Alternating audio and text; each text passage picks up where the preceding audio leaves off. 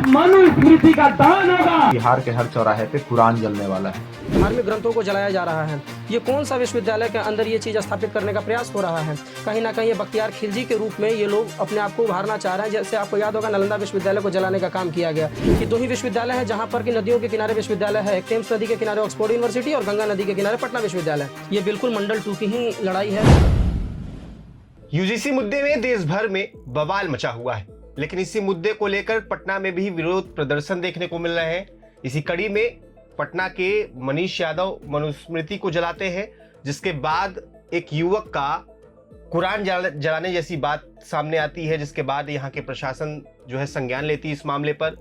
आज इसी मामले में हमारे साथ वरुण जी मौजूद है न्यूज स्टूडियो में। वरुण, आपका बहुत बहुत स्वागत है प्रभात खबर में। वरुण, क्या लगता है, यूजीसी एक बहुत बड़ी संस्थान है, यूजीसी का मेन उद्देश्य, मेन मकसद था कि शिक्षा की गुणवत्ता को बनाए रखना, लेकिन कहाँ ये विफल हो जा रही है? किस तरीके की चीजें सामने उभर के आ रही हैं? क्यों इतने विरोध प्रदर्शन हो रहे हैं? क्या कुछ कहना चाहेंगे आप? देखिए, यूजीसी जो है वो विश्वविद्यालयों के अंदर पढ़ाई लिखाई और इसके एकेडमी के लिए है। निश्चित रूप से यूजीसी अपना काम कर रहा है। सवाल ये है कि जो ये विरोध प्रदर्शन हो रहा है, इस विरोध प्रदर्शन के पीछे कौन है और कौन लोग कर रहे हैं? जब आप इन सभी लोगों को, मैं बार बार कह रहा हूँ कि ये कहीं ना कहीं ये इस्लामिक 5 स्टार एक्टिविस्ट हैं। ये सारे लोग जो इस्लाम के पैसों से ये पल बढ़ रहे हैं। कैंपस के अंदर किसी प्रकार से ये जातीय उन्माद फैलाना, कैंपस के छात्रों को तोड़ना, क्योंकि विश्वविद्यालय एक ऐसा जगह है जहाँ सभी जाति और सभी धर्म के लोग वहाँ पढ़ने के लिए आते हैं।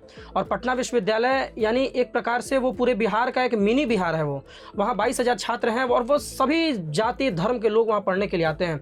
और वहाँ पर इस प्रकार से मनुस्मृति को जला देना, किसी धार्मिक ग्रंथ को जला देना, ये मुझे लगता है कहीं ना कहीं एक सोची समझी रणनीति है। कहीं ना कहीं ये एक, मैं तो बार बार कह रहा हूँ कि मनुस्मृति को नहीं जलाया गया है, ये कहीं ना कहीं मुल्ला स्मृति को स्थापित करने का ये पूरा एजेंडा है। तो कहीं ना कहीं पटना विश्वविद्यालय के अंदर ये बार बार यही किया जा रहा है। एक सोची समझी रणनीति के तहत समाज को बिखेरने के लिए, समाज को बांटने के लिए सारा प्रोपेगेंडा किया जा रहा है। छात्रों का भविष्य दांव पर होता है, ऐसे मामलों में जिम्मेदारी तय क्यों नहीं होती? क्या सिर्फ जांच काफी है या सख्त कार्रवाई भी जरूरी होती है? बिल्कुल सख्त कार्रवाई होनी ही चाहिए, सख्त कार्रवाई बिल्कुल होनी चाहिए। और मैं बार बार कह रहा हूं कि पटना विश्वविद्यालय एक ऐसा विश्वविद्यालय है जहां पर भारत का 7वां सबसे पुराना विश्वविद्यालय है, ये आपको मालूम ही होगा। और उस विश्वविद्यालय के अंदर ऐसे कितने लोग हैं जो IAS IPS, आज भी आप पटना से दिल्ली चले जाएँ, सभी जगहों पर, सभी मंत्रालयों में आपको जो बड़े अधिकारी मिलेंगे वो सभी कहीं ना कहीं उनका सरोकार पटना विश्वविद्यालय, पटना कॉलेज से रहा है। और कहा जाता है कि नदियों के किनारे हमारी सभ्यताओं का विकास होता है। 2 ही नदी हैं विश्व में, 2 ही विश्वविद्यालय हैं जहां पर कि नदियों के किनारे विश्वविद्यालय है। एक टेम्स नदी के किनारे ऑक्सफोर्ड यूनिवर्सिटी और गंगा नदी के किनारे पटना विश्वविद्यालय।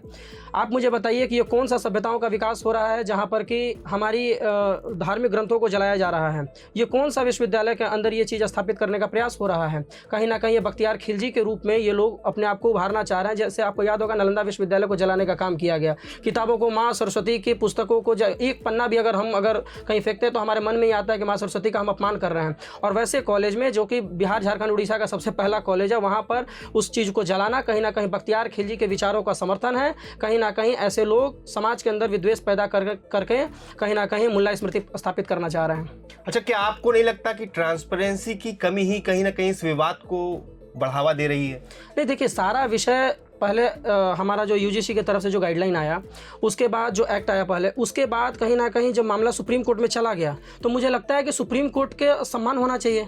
सुप्रीम कोर्ट जो भी ऑर्डर देगा उस पर हमको विश्वास होना चाहिए। इस देश के अंदर आपको याद होगा बहुसंख्यक समाज 1947 से लेकर के आज तक इस देश के अंदर इस इंतजार में थे कि राम मंदिर पर निर्णय हम सुप्रीम कोर्ट के आदेश के बाद ही कुछ करेंगे, वरना इस देश के 100 करोड़ आबादी की मन में ये था कि हम राम मंदिर का निर्माण करें। लेकिन हम लोगों ने तो इंतजार किया। तो सुप्रीम कोर्ट जो भी ऑर्डर देगा हम उसका सम्मान करें। ट्रांसपेरेंसी क्लियर है। सुप्रीम कोर्ट, आप देखिए, कुछ लोगों ने जिस दिन 19 तारीख को जब ये सुप्रीम कोर्ट का ऑर्डर आना था, उसके ठीक एक दिन पहले कुछ लोगों ने कोर्ट के ऊपर दबाव बनाने की नीयत से कहा है कि मैं प्रधानमंत्री के कार्यालय में घुस जाएंगे, हम राष्ट्रपति के कार्यालय में घुस जाएंगे, हम सुप्रीम कोर्ट में घुस करके ये कर देंगे। जिनको भारत के संस्थाओं पर, भारत के संवैधानिक पदों पर बैठे हुए व्यक्तियों पर जिनका विश्वास नहीं है, वो इस देश में कहीं ना कहीं अराजकता का माहौल पैदा करना चाहते हैं, वो समाज को बांटना चाहते हैं। और इस समाज को बांटने के पीछे कहीं ना कहीं एक इस्लामिक सोच है, जिनके पैसों से वो पले बड़े हैं और उनके विचारों को स्थापित विश्वविद्यालय में करने का वो प्रयास कर रहे हैं। अच्छा, क्या स्टूडेंट्स की आवाज वाकई में जब उठने के बाद ही एक्शन लिया जाता है, या कि इन जैसे मामलों पर पहले से भी कुछ पहल होती है? सुना जाता है मामलों को कि जब स्टूडेंट्स प्रोटेस्ट करते हैं, जब प्रदर्शन होता है भारी, इसके बाद ही सारी चीजें खुलकर सामने आती हैं। देखिए, सरकार के अगर दृष्टिकोण से बोले तो सरकार अभी जो वर्तमान है, कहीं ना कहीं ये जो भी आंदोलन होता है, तो आंदोलन एक निश्चित रूप से शुरू से एक चीज़ रहा है कि आंदोलन के बाद लोगों को जल्द सुनाई देता है। यह एक आक्रोश दिखाने का एक तरीका है।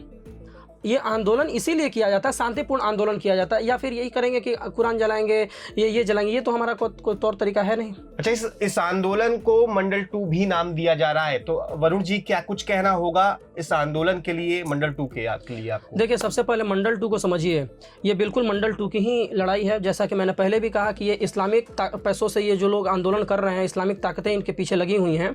आप ये समझिए, मंडल 2 कौन है? ये योगेंद्र मंडल बनने की राह पर ये सारे लोग हैं। ये योगेंद्र मंडल कौन थे? आपको मालूम होगा, योगेंद्र मंडल पहले भारत से पाकिस्तान चले गए थे, जब आज़ादी हुआ था, वहाँ जा करके वो कानून मंत्री बने, और उसके बाद उनके साथ जो लोग यहाँ से पाकिस्तान गए थे, उनका क्या हश्र हुआ, उनकी बहन बेटियों के साथ क्या वहाँ पर कितना व्यवहार कितना ख़राब हुआ, उनके साथ कितना रेप हुआ, क्या हुआ, वो सारा कुछ हम लोगों की जानकारी में है। उसके बाद उनको खुद अपनी जान बचाने के लिए भारत वापस लौट करके आना पड़ा था।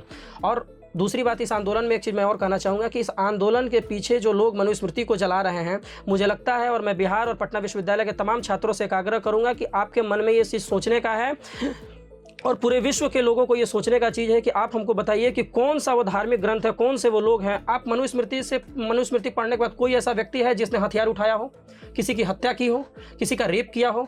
लेकिन इस देश के अंदर, पूरे विश्व के अंदर शरिया एक कानून है, जिसके अंदर आपने देखा अफगानिस्तान के अंदर शरीयत को स्थापित करने के लिए कितने लोगों को मौत के घाट उतारा गया, कितने मानवता का किस प्रकार से शर्मसार कर दिया गया। तो मुझे लगता है कि अगर वाकई में अगर मानवता को स्थापित करना, मानवता को जिंदा रखने के लिए, मानवता के लिए लड़ाई लड़ना है, तो शरीयत के ऊपर चर्चा होनी चाहिए। शरीयत को किस प्रकार से विश्वविद्यालयों से हटा करके फेंकना पड़ेगा, और जो लोग उस मानसिकता के हैं, जो उसको अभी भी विश्वविद्यालयों के अंदर स्थापित करना चाहते हैं, उनके खिलाफ हम सबको मिलकर के एकजुट होकर के लड़ाई लड़ना पड़ेगा। प्रभातखबर.com, विश्वास वही, रफ्तार नहीं।